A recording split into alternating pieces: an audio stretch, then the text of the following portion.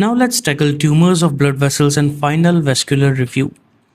As you can see on the title slide, we are going to cover everything from birthmarks to aggressive cancers and the ultimate cardiovascular wrap-up. Let's look at the vascular neoplasm map. Vascular neoplasms range from totally benign birthmarks to highly aggressive cancers. In the benign or harmless category, we have capillary hemangioma, cavernous hemangioma, and the glomus tumor. Moving to the intermediate or borderline category, we have Kaposi sarcoma. And finally, in the malignant or aggressive cancers category, we see angiosarcoma and Stewart-Treves syndrome. Starting with the category benign, let's compare hemangiomas, capillary versus cavernous. A capillary hemangioma is found in skin and mucous membranes. The example is a strawberry hemangioma in babies. It grows rapidly, then fades by age 7.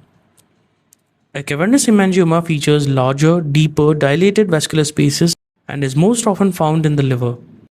Here is a very important Dr. P's pro tip. Do not biopsy cavernous hemangiomas blindly, they will bleed heavily. Next up in the category benign is the glomus tumor, a painful under-nail lesion. Its appearance? It's very painful red-blue tumor. The location? It is found directly under the fingernails. What is its origin path? Modified smooth muscle cells arise from the glomus body. And its normal function? The glomus body is involved in the thermoregulation. Moving to category intermediate grade, we have Kaposi sarcoma. It is highly associated with human herpes virus 8, HHV8. The classic form is seen in older Mediterranean or Eastern European men, and its location is it primarily presents on the legs. The epidemic form, which is the most tested one, is seen in immunocompromised patients, specifically HIV/AIDS. It presents as purple patches, plaques, or nodules on the skin. The danger here is it can involve internal organs through systemic spread. Now for category malignant, let's discuss angiosarcoma and toxic exposures. This is a rare, highly aggressive and deadly cancer of endothelial cells. For hepatic angiosarcoma, the trigger path involves toxic exposures like PVC, arsenic, and thorotrast, which is an old radiocontrast dye.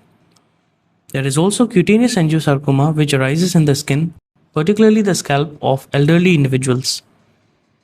Also in category malignant is Stewart-Treves syndrome, the lymphedema link. This develops in 3 distinct stages.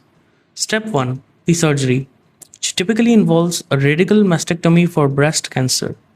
Step 2, the complication, which is years of chronic lymphedema in the arm. And step 3, the malignancy, which is the development of cutaneous angiosarcoma in the affected arm.